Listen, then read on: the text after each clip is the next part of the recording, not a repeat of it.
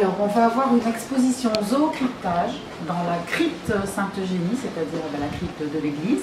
Peut-être une exposition à réveiller les morts, mais son ambition, c'est quand même plutôt de réveiller les vivants. Alors, D'accord. nous allons voir si nous en sommes. Oui, parce qu'il pleut ici. Hein. C'est même mouilleux.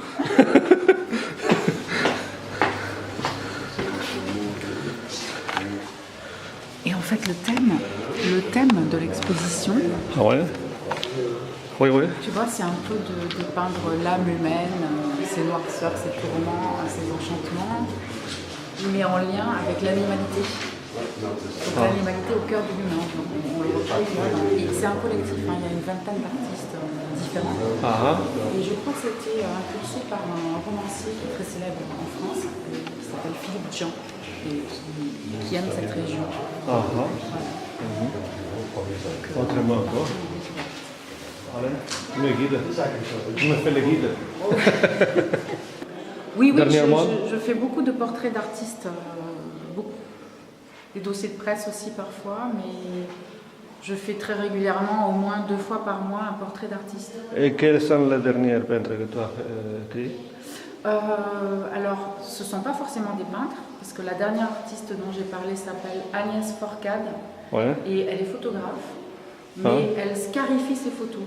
C'est-à-dire Ok, que quoi, à l'aide, oui, les scarifications, comme des blessures sur la photo, mais qui sont très fines, subtiles, à l'aide d'un cutter, elle met en lumière certaines parties de sa photo pour les mettre en relief. Ah ouais. Donc ça donne une autre dimension, c'est un travail très intéressant. C'est la dernière artiste dont j'ai parlé, Agnès Forcade, photographe. Et juste avant elle, j'ai parlé de Alfonso Merlo, qui est andalou et qui est une personne âgée, mais dont le talent ne pouvait pas rester caché plus longtemps, et qui a mis toute sa vie en dessin. Ah, Camille, tout ça vient de ça? En dessin, donc ça se compte par milliers de dessins, et tous sont plus merveilleux et inspirés les uns que les autres. Ah. Voilà les 2 derniers artistes en date, et prochainement je parle d'artistes aussi, mais qui sont des réalisateurs de cinéma. De cinéma? Oui. Qui? Là je parle de 2 jeunes qui viennent d'être primés à Berlin, qui le seront sans doute prochainement à Londres et peut-être à Paris, et qui ont écrit un scénario et réalisé un film sur le surf à Biarritz. Mais c'est la face cachée du surf. Avant que le surf ne devienne une industrie. Dans les années 80, ici, il y avait une bande de surfeurs qui relatent cette histoire à partir d'images d'archives. Ce qui est très artistique aussi, c'est qu'ils ont créé des images d'animation pour pouvoir illustrer les anecdotes pour lesquelles il manquait des images d'archives. Donc ce film est très intéressant dans sa construction également parce qu'il mêle témoignages, interviews de surfeurs mythiques d'aujourd'hui, archives et images d'animation. Ouais. Et puis encore prochainement, dans les semaines qui viennent, je vais réaliser un reportage sur des réalisateurs à nouveau qui écrivent aussi des pièces de théâtre et qui ont été primés récemment sur un reportage que j'avais fait d'eux à San Diego. Donc je touche à tous les domaines artistiques, l'écriture évidemment, parce que je chronique beaucoup de livres et je fais des portraits d'écrivains, ce qui me passionne, de poètes, et puis les peintres, les photographes, en fait il n'y a pas de limite. Oui, oui. Il y a même des artistes maintenant qui travaillent le son, qu'on appelle les sound designers. Je suis l'ami des artistes. Ah oui, c'est mon métier ça. Voilà. À cause ça, tu te régales bien, non? Oui. Hein?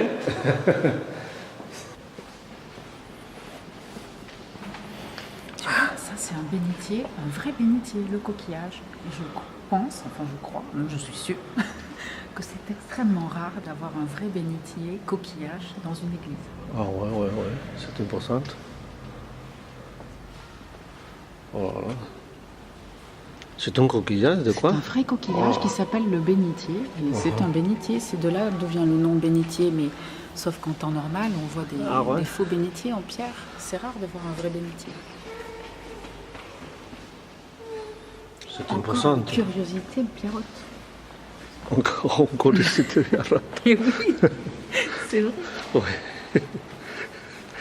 Et Biarritz, c'est plein de curiosités. Plein de surprises.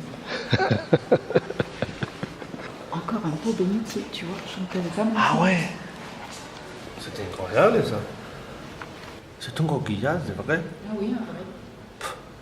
Mais c'est immense. Je dis les sols de France, mais peut-être les sols d'Europe, les sols du monde, peut-être. Ah, mais je ne savais pas qu'ici on pêchait de la baleine. Oui, on pêchait la baleine.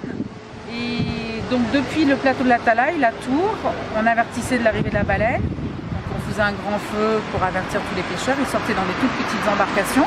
Et c'est pour ça que le blason de Biarritz présente une barque avec des pêcheurs qui harponnent une baleine. Ah, qui prend la baleine. Ah, d'accord. Il n'y avait pas de phare à l'époque et le fait de faire du feu, comme les Sioux, comme les Indiens, les signaux de fumée avertissaient, et peut-être même l'odeur, les pêcheurs qui habitaient alentour, et c'était l'heure de partir à l'assaut de la baleine. Ah, c'était la signal. Ça, c'est le signal. Les signaux. On y va. Allez. C'est une particularité de Biarritz, les petites rambardes en ciment, mais qui imitent les branchages, les petits troncs d'arbres. Et il faut vraiment le filmer parce que ça tend à disparaître malheureusement, comme souvent les balustrades ne sont pas aux normes sécuritaires du point de vue de la hauteur.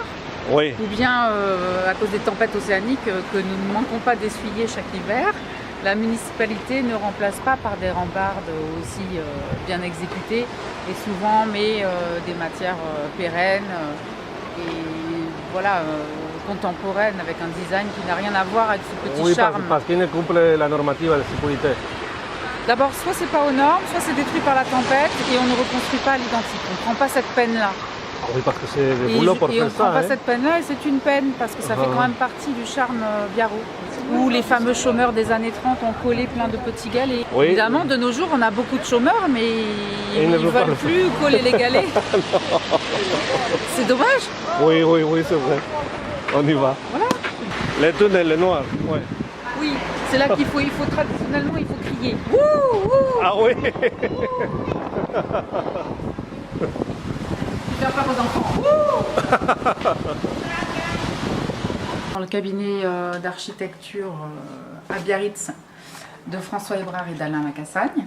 Du coup, Alain et François embauchent quand ils ont besoin des dessinateurs, des architectes, un petit peu au coup par coup ou en CDD, suivant le flux de travail. Oui, parce qu'il y a la place pour beaucoup de monde ici, je crois, non? En ce moment, voilà, il y a pas mal de projets, donc à la table de travail, je pense qu'il doit y avoir 4 personnes. Du coup, ce cabinet a été réalisé, la construction il n'y a pas très longtemps. Il y a une très jolie vue sur le lac Marion. Et voilà l'architecte en plein effort.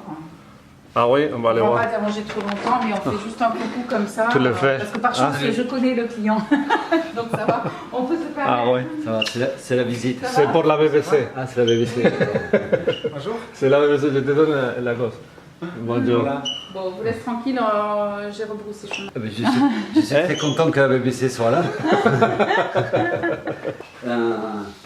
un nouveau client. Ah, un nouveau client. Voilà, on a commencé déjà à faire un joli dessin. On commence par faire des gribouillages. Là. Ouais. Tu le vois un peu ou pas là? Ouais, je vois. C'est comme ça qu'une maison naît, quoi. La vue bucolique sur le lac. C'est charmant, la vue. Hein. Comme ça, travailler sereinement. J'étais ici dans le chantier. Ah oui, toi tu as vu le chantier, c'est toute la partie dessin.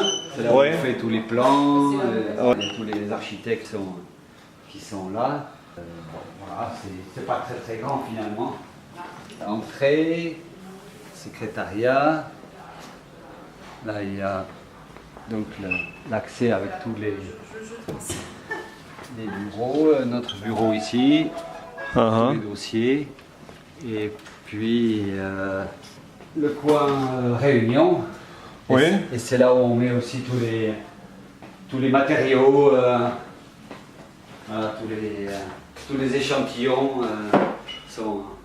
Échantillon de quoi? Des matériaux ou de quoi? De moquettes, de sol, de bois, Ah, échantillon de matériel. Voilà. Pour les clients, pour le montrer aux clients, non? Voilà, et de l'autre côté, c'est tous les carrelages, le métal. Ah oui, pour le montrer aussi aux clients. Oui, tous les verres, voilà. Il y en a encore pas mal qui sont à installer. Une chose qui m'a attiré l'attention, c'est ce truc de la porte de l'énergie. Oui. Est-ce que tu peux m'expliquer un peu? Oui, ça c'est la puissance que l'on produit en ce moment. Parce qu'il y a des panneaux solaires. Et donc, en ce moment, à l'instant où je te parle, on produit 918 watts. D'accord. Voilà, et ça c'est l'énergie qu'on a fait depuis 1 an. D'accord. Et voilà, ça c'est la quantité de CO2 évitée. Et j'ai la batterie que ça tombe à la fin. Et tout a une fin. La batterie tombe à la fin. Bon, bien, C'est tout. on n'ose pas moi, parce que sinon... C'est fait. On se retrouve à la maison alors? T'as vu le programme dernière minute? C'est chargé aujourd'hui. Allez, on part avec toi. Okay. Allez, François, au revoir. Ne travaille pas beaucoup, hein? Non, d'accord. Que c'est le week-end déjà. Oui. Au revoir. Ciao, au revoir. Allez, merci.